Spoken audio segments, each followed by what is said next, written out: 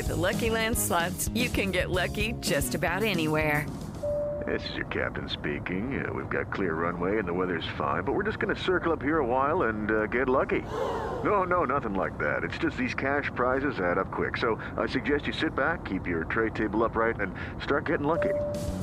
Play for free at LuckyLandSlots.com. Are you feeling lucky? No purchase necessary. Void where prohibited by law. 18 plus terms and conditions apply. See website for details. Hi, everyone. I'm Deb Flashenberg. Welcome to Yoga, Birth, Babies, a podcast produced by Prenatal Yoga Center. We will be diving into everything prenatal yoga, birth, and baby related, hoping to inspire, educate, and empower you through your journey into motherhood. Thank you for listening. Hi, I'm Deb Flashenberg. I'm your host for Yoga Birth Babies. And today we're doing what I'm calling a re-release, that every 4 to 6 weeks, I'm going to look back at the archives and see if there's a conversation that I think needs to be brought back to the top. And today is about epidurals. It's something I know a very strong majority of people are going to choose. So why not break it down and talk about it so that you have information, facts, we can break through misconceptions or myths about epidurals and really get to the heart of it. So to do this, I have Claire Sandberg. She is trained as a physician in the UK and specialized in anesthesiology. In this role, she spent time in labor and delivery, citing epidurals for labor analgesia and providing anesthetic support for obstetric interventions such as cesarean surgery and instrumental birth and caring for critically ill mothers. Since moving to the US, Claire has shifted her focus of her work to supporting people through yoga. Claire is a perinatal yoga specialist and a qualified childbirth educator, and I am so proud to say she is also a Prenatal Yoga Center teacher training graduate. I got to know Claire during her teacher training, and she is truly a delightful, intelligent, capable, confident person, and I'm so glad to have her as a friend and as a colleague. So I think you'll enjoy this conversation. Before we get to that, I was pulling up some of the old testimonials that came in, and I thought I would read a little blurb. This also comes from a student named Claire, so different Claire, same name, different person. And Claire says, my weekly visits to PYC for prenatal yoga plus the workshops I took, childbirth education, caring for a newborn, partner yoga, and massage, were instrumental in supporting me physically, mentally, and emotionally through my pregnancy, labor and delivery, and the first few weeks of motherhood. The yoga itself helped me feel physically strong and relaxed through my pregnancy, and that strength has carried me through and made my recovery smoother and easier than expected. More importantly, the ready accessibility of the tools that were reinforced through each yoga class and workshop has kept me balanced and allowed me to take each moment as it comes. So thank you, Claire, the student Claire, for reaching out and sending us that testimonial and just your reflection on your time at the studio. It really means a lot to me that you did that. And I'm so grateful and honored that what we offered at PYC was supportive to you. So before we get to my conversation with Claire, just a shout out reminder of the online classes that we have at the studio. We're starting to go beyond the four walls of PYC, and we have a VBAC class coming up. We have a cesarean healing class. Of course, we have the yoga classes that you can take online. And then just a reminder for those that want to continue their education and maybe learn more about prenatal yoga, or maybe you're pregnant and you just want to better serve yourself in a generally open class. We have the teacher training, the whole 85-hour training. And then we also have an online course, Who's Afraid of the Pregnant Yogi? So many offerings that you can find. And then lastly, if you have not already, head over to Apple Podcast or wherever you listen to this from, please leave a rating review. And if you want to hear just some information about the podcast or receive tips and videos and all the fun information we have, you can sign up for our podcast newsletter or our studio newsletter. And we always are trying just to give more supportive information. Okay, let's take a super quick break. And when we come back, please enjoy my conversation with Claire. Hello, it is Ryan, and we could all use an extra bright spot in our day, couldn't we? Just to make up for things like sitting in traffic, doing the dishes, counting your steps, all the mundane stuff. That is why I'm such a big fan of Chumba Casino. Chumba Casino has all your favorite social casino-style games that you can play for free anytime, anywhere with daily bonuses. That should brighten your day a little. Actually, a lot. So sign up now at ChumbaCasino.com. That's ChumbaCasino.com. No purchase necessary. VGW Group. Void where prohibited by law. See terms and conditions. 18+. Hi, Claire. I am so excited to speak to you. How are you?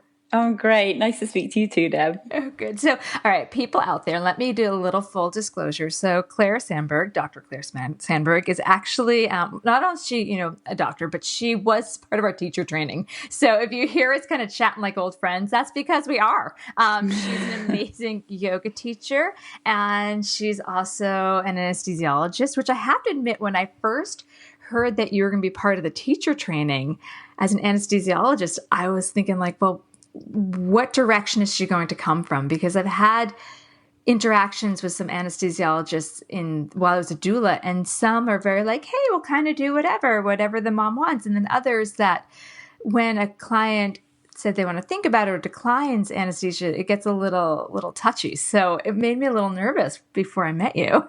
Yeah, sure. That's interesting. It's kind of the same in my life. People always say to me, oh, you're an anesthesiologist. Did you have the full anesthesiology works for your births? And I was like, well, no, that wasn't what I wanted to choose for myself. So yeah, so people probably have a preconceived idea of your perspective on medicine. I certainly did. So, all right. So let's, so just kind of jump into, tell me a little bit about yourself and your path to anesthesiology and then yoga.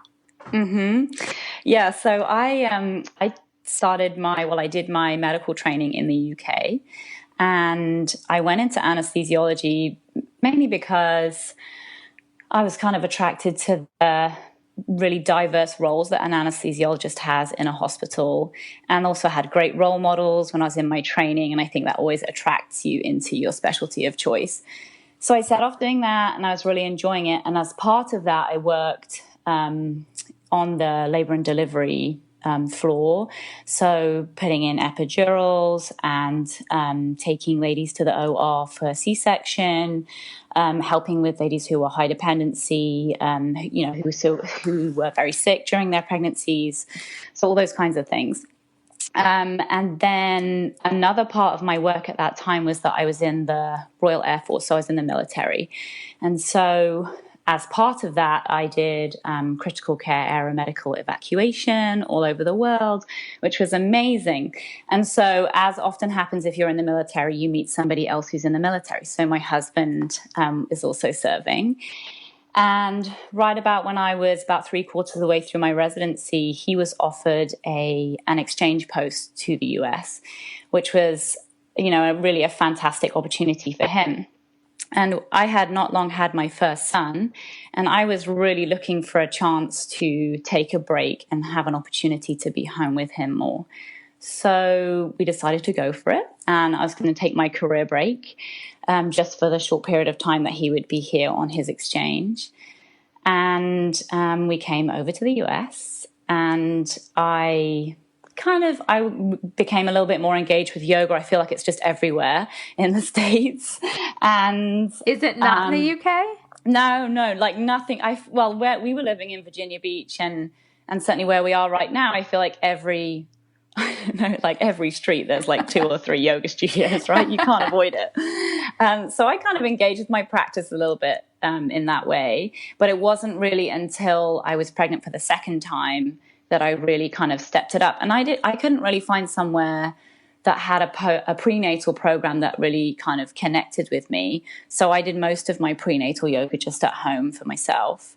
But then postnatally, I went to a Mommy and Me class, which for some people, they're probably thinking Mommy and Me would not be your natural kind of draw into teaching yoga. But it was just, for me, it was so powerful at that time in my life.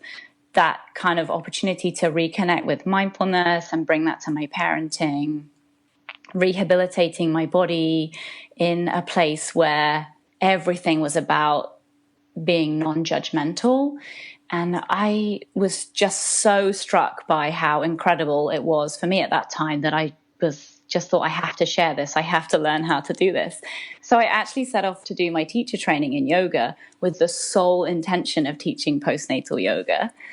And anybody who's taken yoga teacher training, so for your listeners who are teachers, clearly you maybe set off with one intention, and then kind of the door is open during yoga teacher training. So I came out the other side, and all the kind of stars aligned in the studio where I took the training, and there was an opportunity for me to teach prenatal yoga, which then led on to me teaching postnatal yoga. And that's where we are today. So I'm teaching my yoga. I'm still home with my youngest. And yeah, we're just kind of waiting to find out what's going to happen next with my husband. For those military families, it's just that place we're always in, where we're just waiting to know where we'll go next. Do you think you might go back to the UK? Yeah. Mm-hmm. Okay. Would you pick up where you left off in your medical career? Yeah, so that's really interesting. So the yoga, that kind of really getting involved with yoga has opened my eyes a lot to the mind-body connection. And I loved my anesthesiology career, but I think I would be so interested to do something where I could bring more mind-body connection. So maybe family medicine or something like that. I'd have to go back a lot and then retrain, but that's okay. That's fascinating to me. Yeah. All right, so let's jump into a little bit about the anesthesia. So epidurals, that's what we're going to kind of break down today. It is such a hot topic, I think, and misunderstood. We can also talk about like just when people get medication, because you've heard me teach. I'm always reminding people that it's a very valid choice to have an epidural, but I think it's misunderstood of how it's given, when it's given, the power of it. I often tell my students, I'm like, don't just have that one tool, because you don't get it as soon as you walk through the doors of the hospital. And you should see some eyes. People are like, what? Because if all you've trained your mind is, I'm going to feel like the epidural, while it's a very valid and good choice for many, I think the whole picture of it and the pros and cons and the risk versus benefits, I think it's a little vague. So yeah, and I think it's just become so commonplace as well, hasn't it? So, I think it's well over 60% of women in the US are taking an epidural or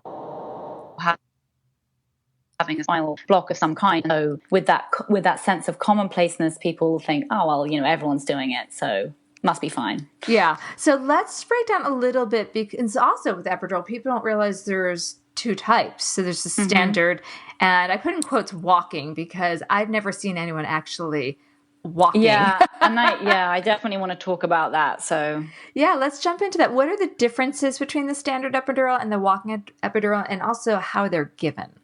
Okay, so I'm going to run you through how an epidural, what's going to happen if you have an epidural. Great. Does that seem good? Yes. So first of all, when you ask your epidural, you've just touched on this a little bit, whoever's coming to do that epidural may not be able to come straight away. So that importance of having some things in your kind of toolbox of, ways of coping with the sensations that you're having during your labor is really important, because it may not just, the anesthesiologist may not just be able to appear. Yeah.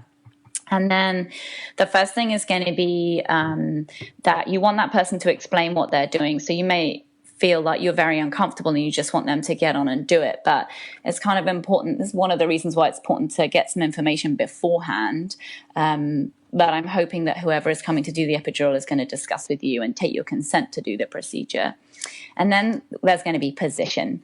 So you're either going to sit on the bed, and if you imagine the lower part of your back, you want to make your body so that the bottom half of your back is as open as it can be. So you're sort of curled around your bump in the front, and you're going to need to stay still like that. The other option is to lie on your side in that curled up position. And then the anesthesiologist would paint your back with some antiseptic fluid and place a drape over your back as well. So that is all going to be going on. And then very often the anesthesiologist will tell you that you're going to feel something like a bee sting, which is the local anesthetic going in. So that, that stings. Many people have had local anesthetic, you know what that feels like. And then that area is going to feel numb. And then the actual equipment to put an epidural in is a needle that's hollow. And so the needle that's hollow goes into the back through the bones at the back and then into the space outside of the spinal space where the fluid is. So the fluid that bathes the spinal cord and the brain is cerebrospinal fluid. So we're not going into that fluid space, we're going outside of it. And then once the hollow needle is in place, then a very thin tube, or what we would call a catheter, gets threaded in through the hollow needle, and then that whole needle gets taken off. So the only thing that's left in your epidural space is that very thin plastic catheter. And then into that catheter goes the medicine, which creates the epidural block.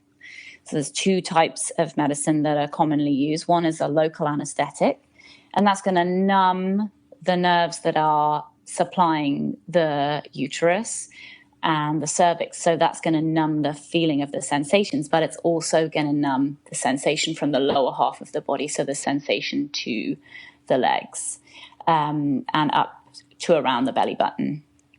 And the other medication that's put in is an opioid or a narcotic. And so commonly that would be something like fentanyl.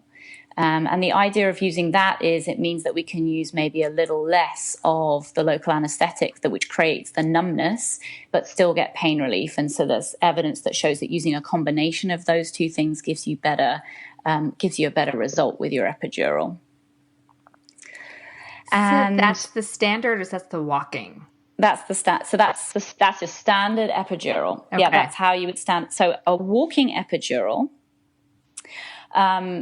There's basically two ways of looking at walking epidural, and I feel like really it is a big old misnomer. Well, exactly as you say. Isn't it called like the combined spinal epidural? So there's a combined. So there's two ways of doing a walking epidural. One is to really reduce what is in what I've just described to you. So really reduce the concentration of that local anesthetic, so that numbing medication. So in some units they'll do that. They'll give a very dilute concentration. Now it's always the risk with that is the more dilute you make it, you may have good movement, but you may then not have as good coverage in terms of pain control. So the other way of doing what would be classically termed a walking epidural would be to do a combined spinal epidural. So that's a CSE. And we just talked about how the epidural is outside of that spinal bag of fluid. So in a combined spinal epidural, the anesthesiologist is going to put a really thin needle into that spinal fluid and put some medication in around the spinal fluid. So that medication is going to get to the spinal cord and the nerves coming out of the spinal cord much, much more quickly. So that's going to be a super quick onset. And you can also use very little or no local anesthetic with that. So you could get a very quick onset block that has, we call it a block with when you put the medications in the back. That will last for a period of time. And then at the same time, in this kind of two-step procedure, the anesthesiologist is going to place the epidural catheter, but is not going to put anything in it. So the idea being that you would have more movement and that the epidural is there to put some medication in it if the spinal doesn't last long enough. The thing about this is that, exactly as you say, there are very few units where once you've had any kind of anesthesia like this or analgesia like this in the back, they're actually going to let you get up and walk around, because you are at risk of falling because you're not going to be as steady on your feet. Yeah, and I wanted to talk a little bit about all of the other things that are going to be attached to you. I want your listeners to have a real understanding of the reality of, once you have this set up, the mobility that, it's going to be difficult to be mobile. So you're going to have a bag of fluid probably attached to the epidural catheter, and the epidural is going to be taped. The thin tube is going to be taped over your shoulder. Before you had the epidural put in, you would have had an IV line put in, and very likely that you'll be connected to an IV infusion of fluid. So that's going to be hanging on a pole as well. Very often, once you have the epidural going, you're not going to have the sensation to use your bladder. So you may have a urinary catheter attached. You're most definitely going to have a blood pressure cuff attached to you.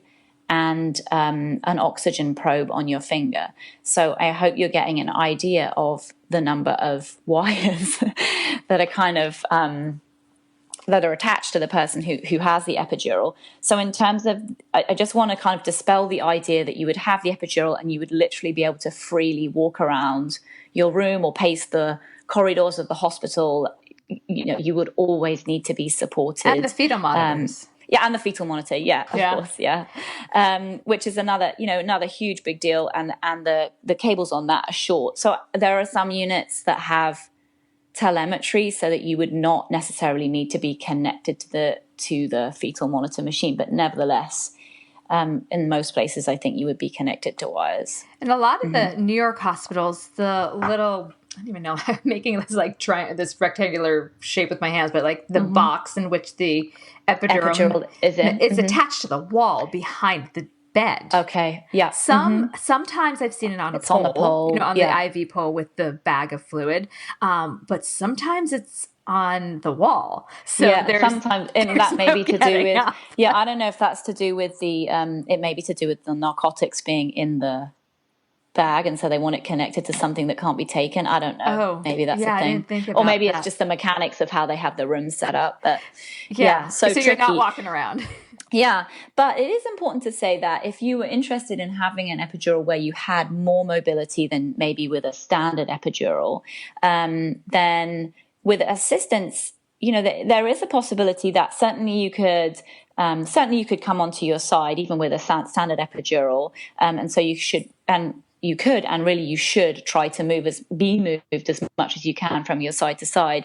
But there's some people are able to come into an all fours position, maybe on the bed.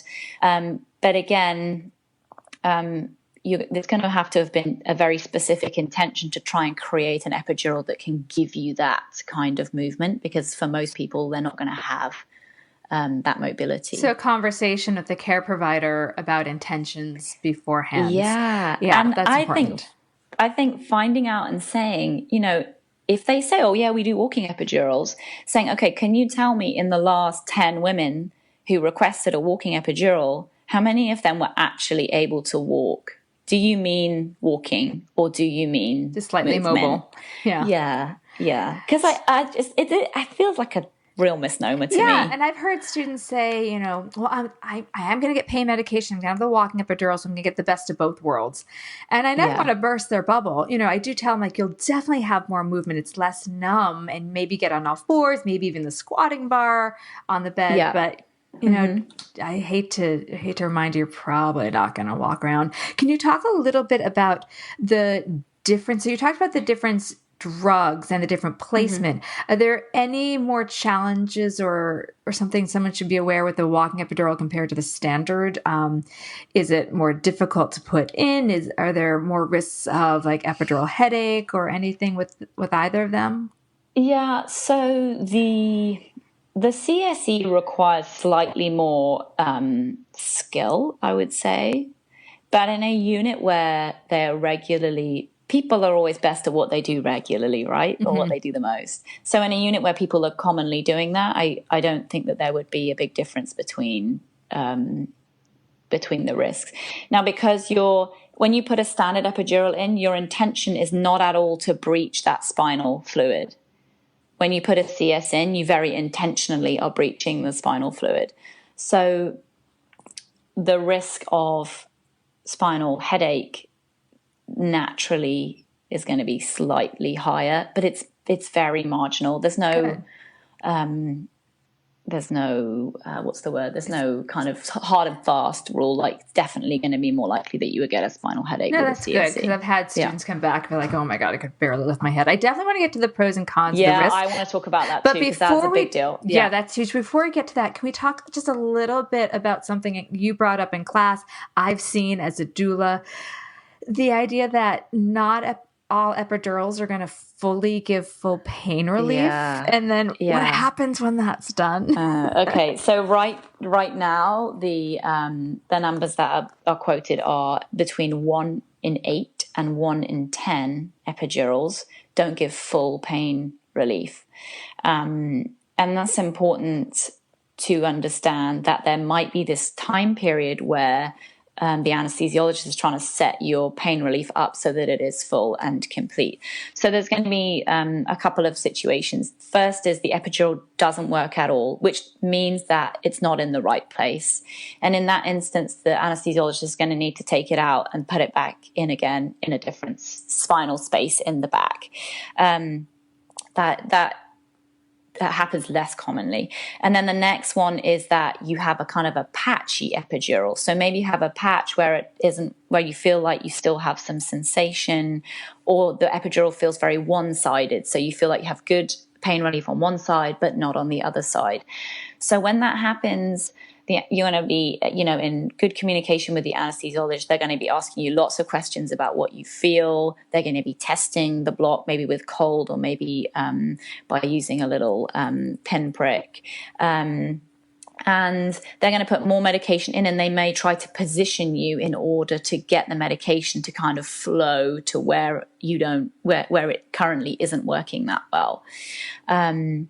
So those are some of the things to try and troubleshoot the epidural. Then one of the most important things about getting an epidural to work well is, if you want to use that epidural down the line, because this lady goes on to need a C-section, then if the epidural was patchy or it never really did work properly, then trying to top that epidural up for a C-section is going to be very difficult. And that means you may then not have enough time to do that, which means that you would be more at risk of eventually having to go towards a general anesthetic. Does that make sense? Yeah, absolutely. Sense? So if someone is patchy, they're only one-sided, speak up. Don't just be like, well, absolutely. I can kind of or just be like, oh, it seems all right, and it's so much better than it was. Yeah, I think definitely. Because if you're going to take the medication, use it for what it's there for, and then have it in place. Yeah. Should you need to go to a cesarean section. Yeah.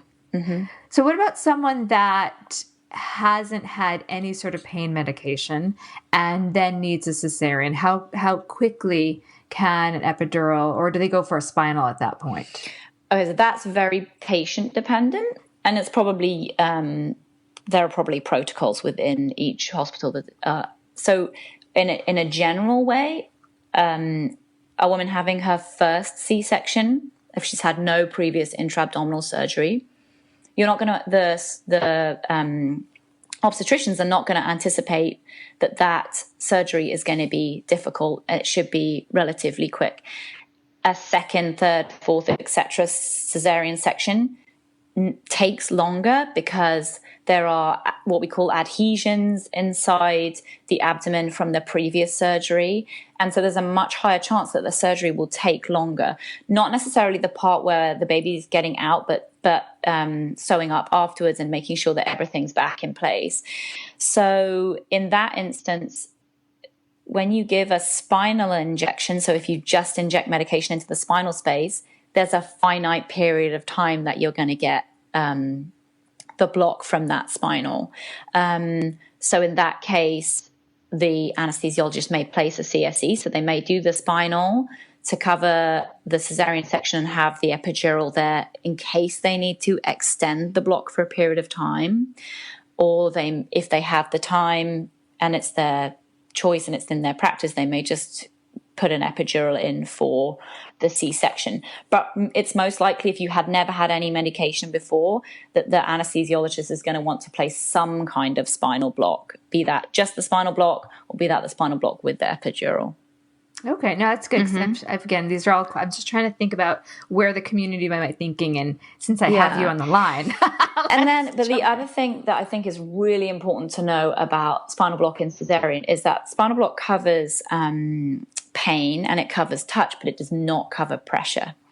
So yes, this is kind of everyone's go-to phrase, which is you're going to feel like someone's doing the washing up inside your stomach because you feel the pressure. And especially they put a lot of pressure at the top of the uterus, so right kind of just below your sternum when they're pressing for the baby to get the baby out of the uterus when they're doing the C-section. And you would definitely, you'll be warned that that's going to happen, but I want your listeners to know that you feel a sense of pressure.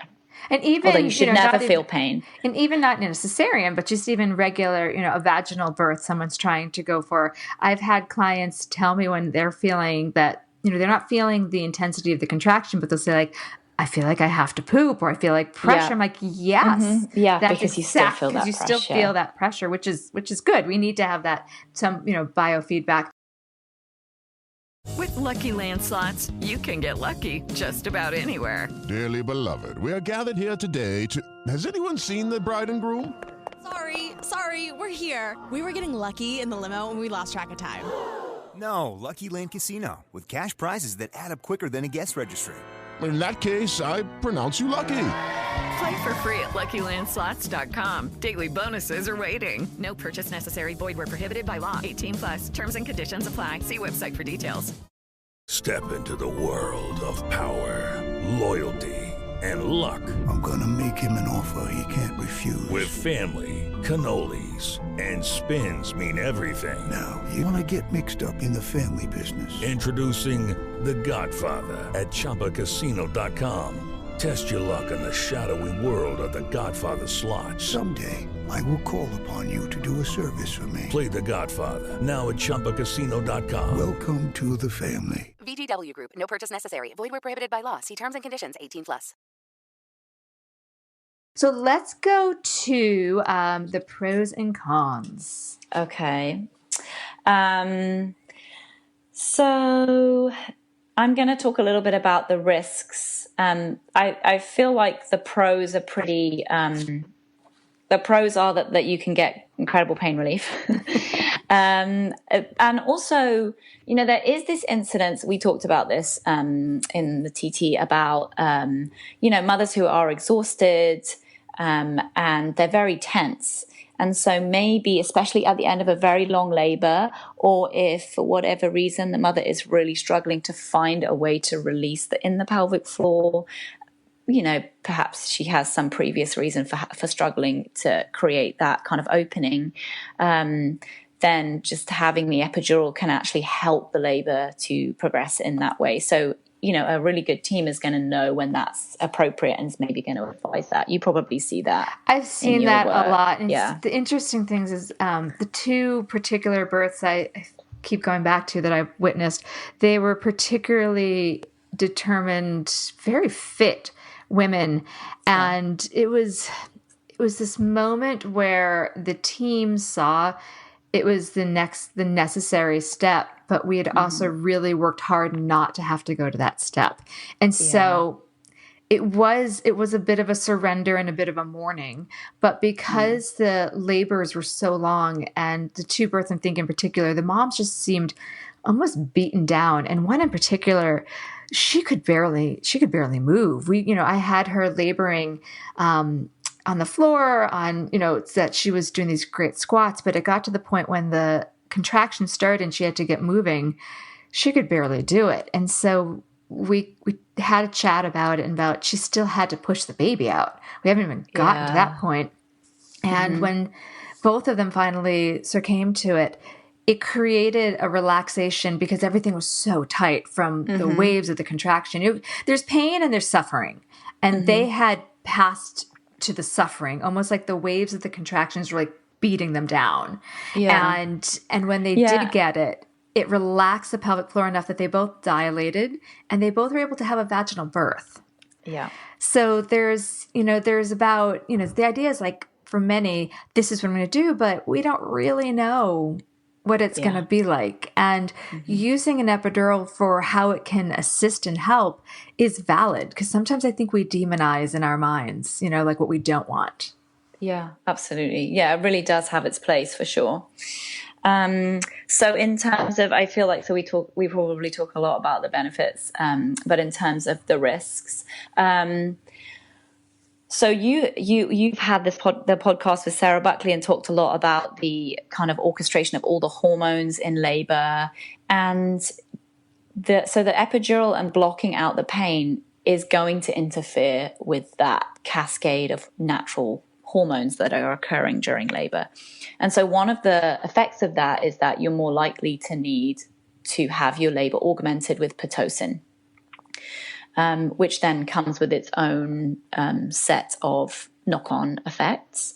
So in particular, the evidence shows that the second stage, so the pushing stage of labor, is slowed down by having an epidural in place, and it therefore increases the risk of needing an instrumental delivery. So an instrumental delivery is the use of forceps, less common in the US, or use of a vacuum. And with that comes an increased risk of perineal tearing and the increased risks to the baby of being instrumented as the baby is delivered.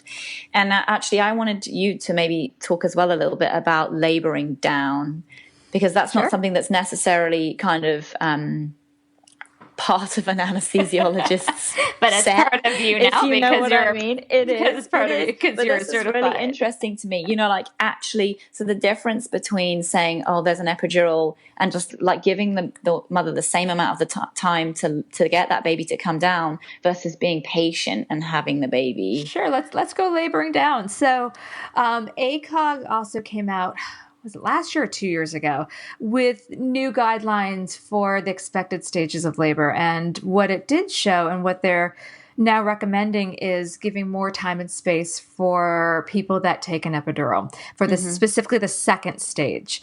They're showing, research is showing it, as you mentioned, it does take longer. And a little bit of the fight going on right now is certain hospitals have protocols of, you have 3 hours. Now, hopefully it doesn't take 3 hours, but sometimes it may. And our research is saying that, hey, if someone has pain medication, let's honor that. So that's the whole schedule situation. But what laboring down means, if you are having the pain medication, we talked about, if you're having it, use it. It's there for a reason. It's there to give you that break from the contractions, but your uterus will continue to work. So the oxytocin or the pitocin, depending on what the situation is, will continue to contract the uterus. And what happens is when the uterus contracts, it actually retracts. It kind of pulls up to the top. It gets thicker at the top. And like a plunger, it pushes the baby down. So if you can visualize that strong muscle pushing baby down, and that's going to continue to either dilate or to, if you're fully dilated, to continue to push the baby down through the birth canal. So if someone has the pain relief, but the baby is still high up, stationed where the head's in relation to the ischial spines, instead of starting to push, which is for a lot of energy, and getting on the clock, then we will remind the birthing person that her body's still working. So use the natural function of the uterus to continue to push baby down until baby's pretty low, where I mentioned my client that's like, I feel I have to poop. That wasn't a bowel movement. That was the head pressing against the rectum, which means that baby was really nice and low. So that's the idea of laboring down, that the body's going to continue to try to expel the baby out. So why put the effort in? Why put yourself on the schedule of the hospital or birth center when you don't need to? So that's basically laboring down. Yeah, absolutely. And so I think that's really important, just really understanding, waiting for the kind of that physiological process to occur and knowing that it may take a little longer, and not using that kind of coached, not assuming that just because you're at 10 centimeters, now is the time to start that coached pushing kind of phase. Because someone might end up starting to push with the baby high up just because they're 10 centimeters. And then it might start to be, not only are they against the clock, but they might start to run into, besides exhaustion, oh, baby's too big, or, I don't think it's going to fit. So, wait until that baby's really far down. Because if you have the medication, you're having the pain relief, there's no reason, unless there is a medical reason, unless, I've seen people say like, all right, baby's heart rate's starting to look a little sketchy. Let's try to push this baby out. But if baby's heart rate's great, mom's blood pressure's great, and it's just a matter of your 10 centimeters, let's go for it. There isn't really a medical reason to start to go that early. Yeah, absolutely. Okay, cool. So our other risks and side effects. So one of the big ones is that the mama's blood pressure can be lowered by having the epidural. So this is the reason for putting the IV drip up and loading with fluids before the epidural starts. And then, of course, it makes sense that when the blood pressure to the mum drops, the pressure to the baby drops as well. So there's no evidence that the epidural increases the risk of cesarean section, but there is an increased number of cesarean sections for fetal distress. So fetal distress is when the heart rate of the baby is now no longer reassuring, and that is often because the blood flow to the baby has been restricted. So this is where the association begins to occur. If mother's blood pressures come down, the pressure through the placenta comes down, baby's heart rate is no longer reassuring, and then we're in a situation where we're now rushing to a cesarean section. There's just an increased risk of that happening. Managing blood pressure with an epidural is something that an anesthesiologist does every day. So they're going to use fluids, and they may use some other medications to help to bring the blood pressure up.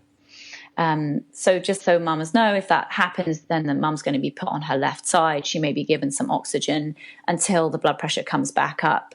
And then the likelihood is that everything would just continue as long as the baby's fine as it was before. So the other risks that can occur commonly are feeling sick and being sick. Some of that can be related to the blood pressure drop, and some of it can be related to the narcotics or the opioids in the medication. So epidurals also interfere with the temperature regulation in the mother.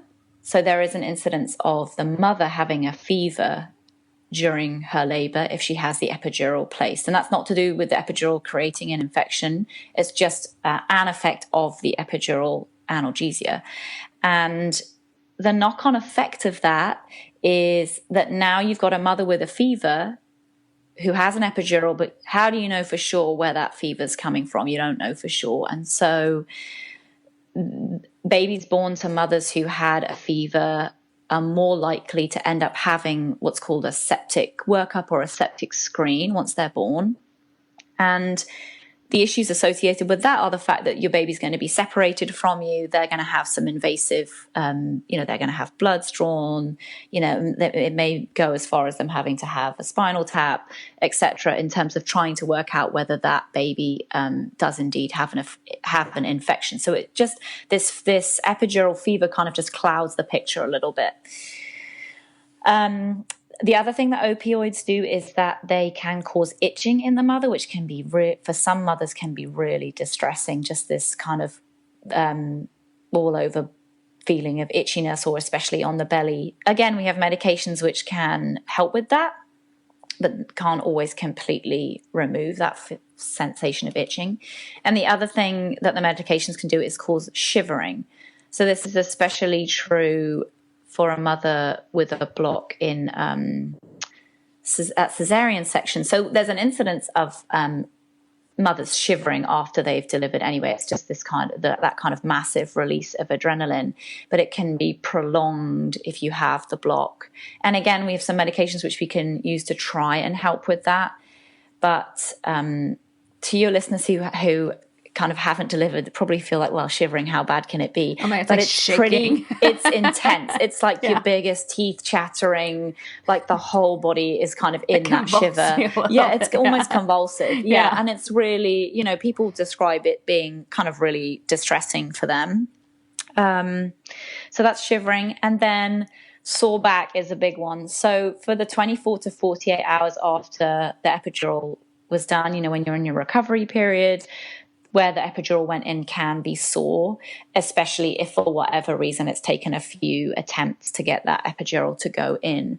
In terms of long-term back pain later on, there's no evidence that having an epidural increases your risk of back pain, but back pain is something that happens to people after they have been through pregnancy and delivered their children. But right now, there's no direct association in the evidence from having the epidural.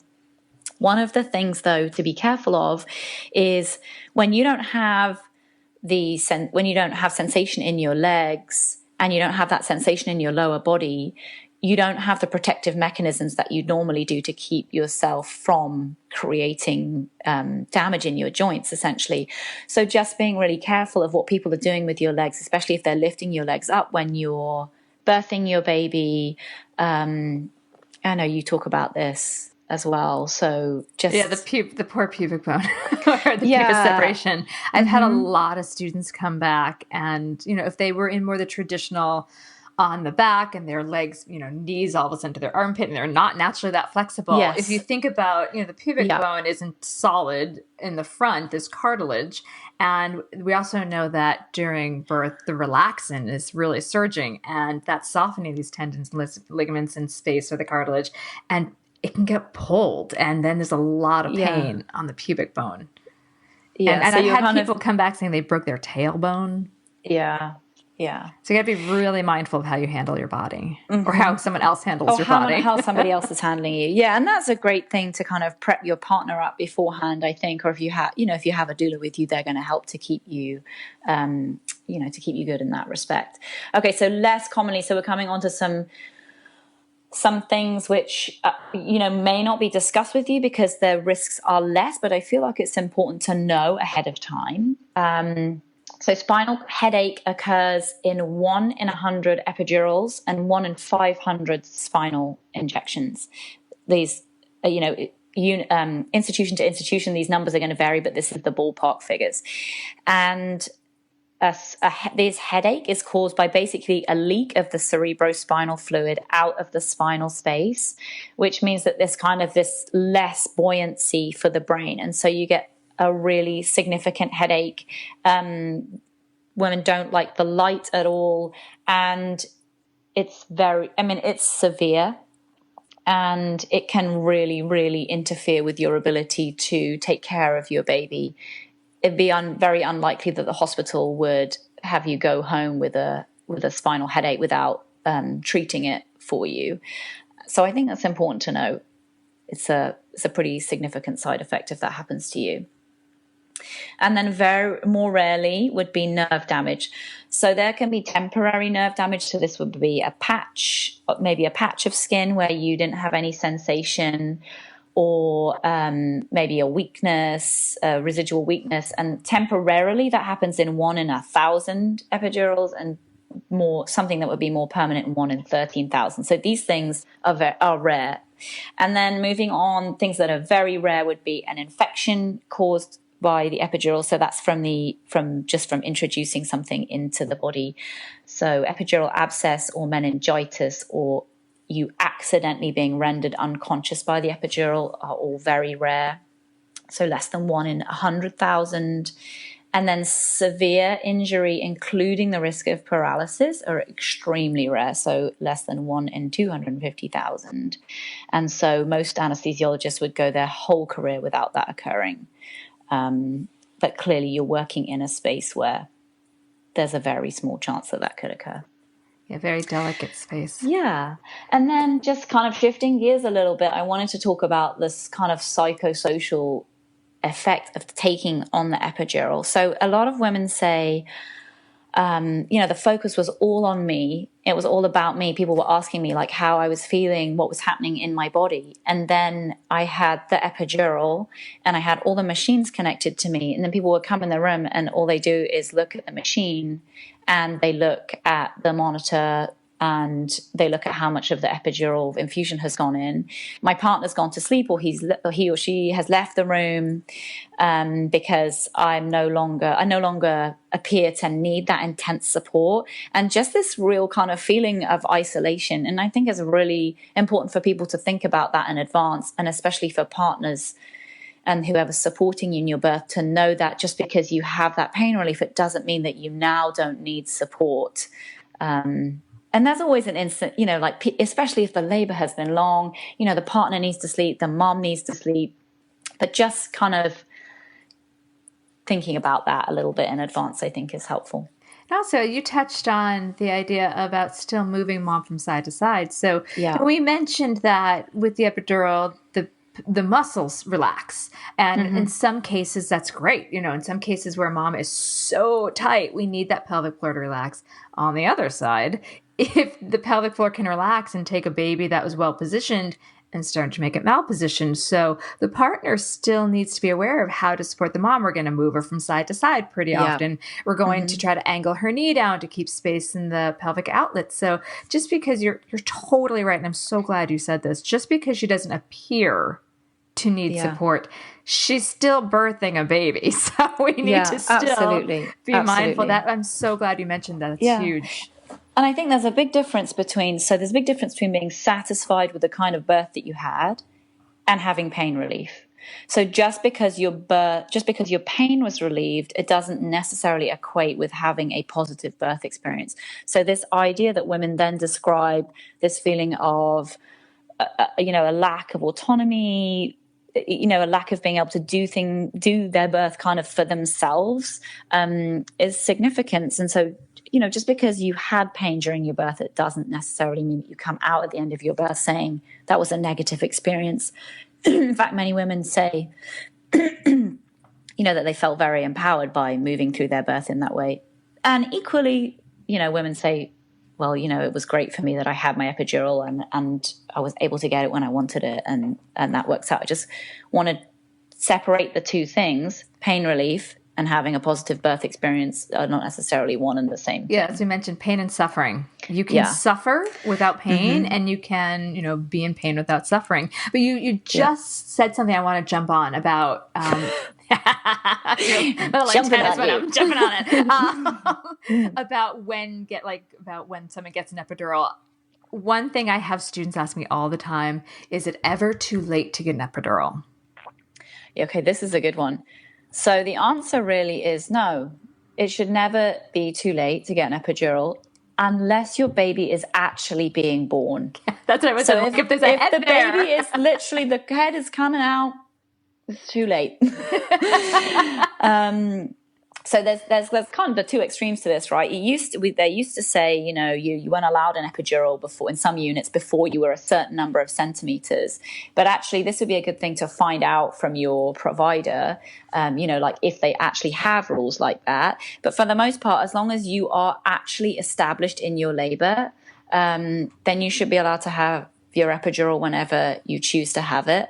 And then at the other end, so something that commonly kind of happens in anesthesiologist practice is that a lady says she wants to have an epidural and then she has to be sat up to have the epidural in order to bend her back over, and just bringing that movement, if she hasn't already been using movement, often then creates the situation where baby begins to move down and then suddenly baby's crowning and but we're trying to put the fluid on the back or something, and it's time to go. I say it commonly happens, it doesn't commonly happen, but it does happen. Well, someone has to stay still during it. And they have to stay still, Which, I mean, if you're in transition, that's not so easy to stay still. Yeah, absolutely. So, I think that's another important thing to know is that you have to stay still, and a good anesthesiologist will help you by timing when they are moving the needle in the back with your contractions, but so that you can have a bit of movement. But no, we're not talking about like being able to like you're not like really swinging move your around. hips around. No swaying around and no getting on your ball. And in the UK we use in the UK we use a lot of mothers use gas and air, so they're able to use their gas and air whilst whilst you're siting the epidural for the contractions as you go along. So that's useful. And then I'm going to go for a big controversial question. Are you ready? Okay. I have heard conflicting information about this, so let me know what you've researched. Is there any effect on a baby whose mother had an epidural? Okay, so you're right. This is big. It's controversial. We're getting crazy here today. So let me kind of split that into two parts. So the first thing is the effects on the baby as a result of the effects on the mother. So we already talked about the increased risk of having an instrumental delivery. So clearly there's going to be an effect on the baby of being delivered by a vacuum or by a forceps. The baby's going to be at more risk when they're delivered that way. Other things like the reduced blood pressure in the mother having an effect on the baby. So the other side of it is, are the medications that are being given to the mother in some way being absorbed by the baby and having any kind of an effect on the baby? it's important to understand that we're talking about very small quantities because we're putting it into the spinal space and then it's getting absorbed into the bloodstream and then it's going to baby. But remembering that the baby doesn't have as much capacity to clear medication as the mother does, just because they're smaller and their clearance systems are more immature. So right now, there is no research that can tell us that that those medications have an effect on the baby. But if you, there's kind of people are beginning to talk about, and especially in Sarah Buckley's work, about maybe there being some neurobehavioral effects. But it's so hard to pick these things out because so often the mother with the epidural also has Pitocin. So the baby for sure we know was going to have a high level of Pitocin in its body if the mother has had Pitocin during her delivery, during her birth and delivery. And so picking that out from the, very small amount of medications that have come from the epidural is tricky, and it's research really that needs to be done. So the answer is we don't know. We don't know, exactly. And so if somebody says to you, there's no effect, that's not really, really the truth is we don't know. You're absolutely right. Mm-hmm. But there's kind of a trickle-down effect is what you're saying. Yeah, there's a trickle-down effect. And so the trickle-down effect makes me think of that cascade of interventions. Yeah, which I definitely wanted to say. So we've already kind of really covered this, but this idea that when you choose to have your epidural, there are all these other things that go with it. It's not just one thing. It's like a package. And each of those things has its own knock-on effect. It's not so standalone, we don't know if the epidural has effect, but we do know that there's a higher chance of instrumental. We know there's more likely than not Pitocin. Yes. And as you were saying, what the mom's body metabolizes, the baby's body does in some effect. So yeah, it's that's kind of what I want to highlight is that, again, it's when an individual chooses this, just having the bigger picture. Because as we started off saying, it's so commonplace that we might not think about what's the whole picture. It's just, I'm going to get an epidural. And again, it's valid. It's just we need to know the whole thing. Yeah, and in terms of that hormonal cascade, that natural hormonal cascade that occurs, so we're interfering with that. So there isn't any concrete evidence, but people are kind of hypothesizing about infant-mother bonding, and mostly that's investigated through ease of breastfeeding. And then I remember that you were telling me about that, the more fluids that you have when you're in labor, about that the incidence of the connection between that and the difficulty with breastfeeding, just because of the change in the breasts from by day from 3 fluids. or 4, the fluid, the actual breasts and the nipple themselves, it's harder for the baby to latch. You'll pass, but that can be an obstacle for some people. Yeah. Mm-hmm. Wow, this was so rich. I'm loving it. I was going to ask you a little bit about the UK and your birth. We're starting to run out of time, but so let's start to wrap it up. Do you have any final tips for the pregnant person or new parent? Because you've had 2 babies, and you've birthed in different cultures. You've studied medicine. You've practiced medicine. What are your final tips? Okay, so I would say to gather yourself as much information as you can to prepare for your birth and also to prepare for that postnatal period in the same way that you maybe prepare for your baby shower or, I feel like we put a lot of emphasis on those kinds of things and maybe we just assume that we'll go into hospital, and this is a time when you really have choices and you really should have choices. And so you want to be able to make those choices for yourself, having thought about the information beforehand. Like that space when you get into the hospital is not the time to suddenly start to try to assimilate information. You want to try to really really bring your gaze inwards and really focus on what's happening with your body, not trying to make a kind of a lot of executive decision making. Well, the brain shouldn't be there at that time. Yeah, absolutely. We want to be our monkey brain. That, and then definitely to choose your provider well. So work it out what it is that you want, and then find somebody who is aligned with your plan or with your kind of hopes for how you would like your birth to be. And then lastly, I would say to trust your body, really to trust the process, and to know that all of these it's incredible that we have the support of medicine to help us out. But for most part, especially, in low risk women, you really can trust yourself, and you really can trust your baby in that birthing process.